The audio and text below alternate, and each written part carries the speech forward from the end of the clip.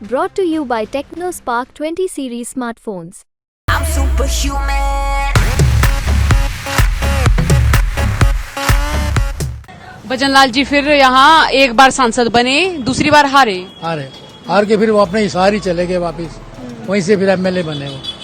अब करनाल से पंडित चिरंजीव लाल जो सोनीपत से आए थे 4 बार जीते, पी शर्मा से वो भी सोनीपत से आए थे 2 बार जीते, एक बार अश्विनी चोपड़ा जीते जो जलंधर से आए थे। अब मनोहर लाल जी अब रोहतक के हैं, डिस्ट्रिक्ट रोहतक के हैं, अब इनके साथ क्या होता है पता नहीं है। तो स्थानीय नेताओं की कमी यहाँ क्यों है? कास्ट फैक्टर काम करता है यहाँ? आज तक तो किया नहीं है।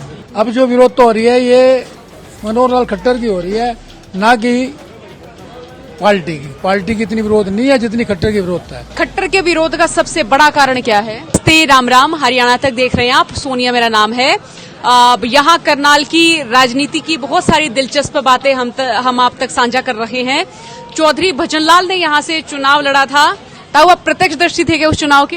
हाँ बिल्कुल बिल्कुल, मेरे सामने की बात है सारी। तो जरा किस्सा सुना दे हमारे दर्शकों को। लोकसभा का चुनाव उन्होंने करनाल में पहली बार लड़ा और वो यहाँ से जीत के गए। सन याद हो तो जरा बताएं। सन मुझे याद नहीं। अच्छा, सन याद नहीं है, लेकिन भजनलाल जी यहाँ चुनाव लड़ते हैं। उसके बाद उन्होंने अपना मकान बनाया, करनाल में अपनी कोठी बनाई। कोठी में आते नहीं थे, नाम मात्र की बनाई। उसके बाद बाई इलेक्शन आया, 1-1.5 साल के बाद फिर चुनाव हुआ। जब लोकसभा भंग होगी उसके बाद फिर चुनाव हुआ तो वहाँ पर भजनलाल जी बुरी तरह हार के गए करनाल से। आईडी स्वामी से ही पहले आईडी स्वामी ने हारे, फिर आईडी स्वामी ने उनको हराया। पार्टियां कौन कौन सी थी? बीजेपी और कांग्रेस दोनों। भजनलाल जी किसमें थे? भजनलाल जी कांग्रेस में थे, आईडी स्वामी बीजेपी में थे। ठीक है। आईडी स्वामी बाद में भारत के गृह राज्य मंत्री बने। भजनलाल जी फिर यहाँ एक बार सांसद बने, दूसरी बार हारे। हार के फिर वो अपने हिसार ही चले गए वापिस, वहीं से फिर एमएलए बने वो।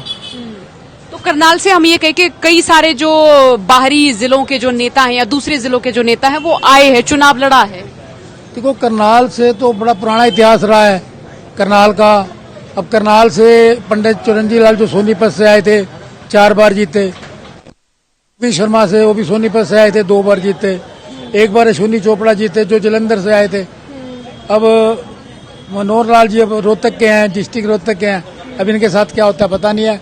बाकी करनाल से दो हमारे सामने जीते हैं करनाल के। एक चौधरी महेंद्र सिंह लाठर थे जो चौधरी देवीलाल के दामाद थे, सन्नीलाल थे। एक संजय भाटिया जीते हैं, ये पानीपत से बिलोंग करते हैं, करनाल कांथी चूसी से। और सब बाहर से ही बने हैं। जब से हम देख रहे हैं सब बाहर से बने। तो स्थानीय नेताओं की कमी यहाँ क्यों है? स्थानीय नेताओं की कमी इसलिए है, लोगों का रुझान पॉलिटिक्स में बहुत कम है।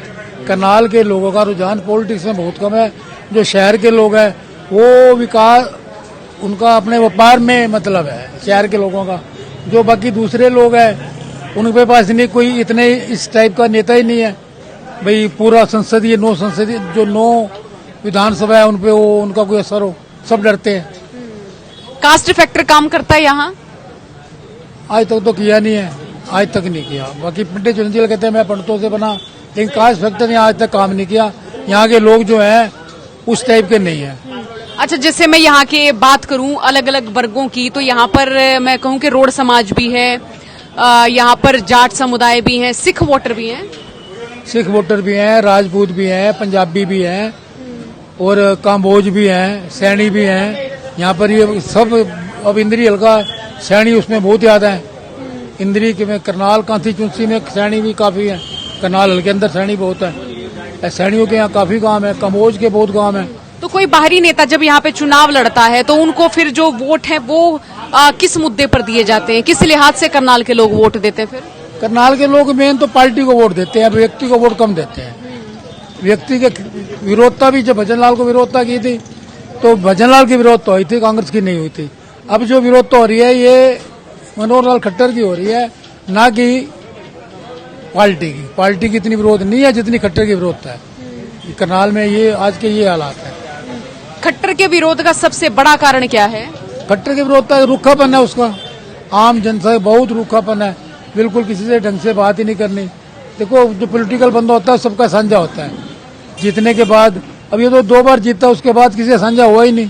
जो अपने थे वो भी इसको छोड़ के, इनके काफी लोग इनको अंदर खाने सब इससे कोई खुश नहीं है। जैसे लोगों में बात होती है तो लोग खुश नहीं है चौधरी इससे, अपने खट्टर जी से। अच्छा, जैसे सैनी साहब बने हैं, अब नए सीएम, कोई इफेक्ट पड़ेगा यहाँ पे? जैसे सैनी सीएम बने हैं उनका, कैसे मैं आपकी बात, जैसे मनोहर लाल खट्टर सीएम थे, उनकी जगह बन गए नायब सैनी, कोई इफेक्ट पड़ेगा? इसका कोई इफेक्ट नहीं, अभी तक पड़ेगा नहीं। बाकी आपके उधर रोहतक में, हिसार में, उधर इधर तो नहीं पड़ता, इधर नहीं पड़ता। तो उत्तर हरियाणा इतना ठंडा क्यों रहा सियासी लिहाज से? ठंडा ऐसे है, यहाँ के लोग मेहनती ज्यादा हैं, मेहनत ज्यादा करते हैं। अब अम्बाला में भी पाकिस्तान से लोग आए, करनाल में भी पाकिस्तान से लोग आए, कुरुक्षेत्र में भी पाकिस्तान से लोग आए, पानीपत में भी पाकिस्तान से लोग आए, सोनीपत में पाकिस्तान से लोग आए। जो ये जीटी बेल्ट है ये पाकिस्तान से, इसमें लोग आए हुए हैं, बहुमत इनका है। और ये इन्होंने मेहनत में ही इनका ज्यादा ध्यान है। यहाँ के जो इधर के लोग हैं, इधर के जद्दी तो ये लोग है नहीं। जद्दी किसी की कोई 50 साल से है, कोई 60 साल से है, अपनी मेहनत से लोग, इसलिए इनका रुझान पॉलिटिक्स में बहुत कम है।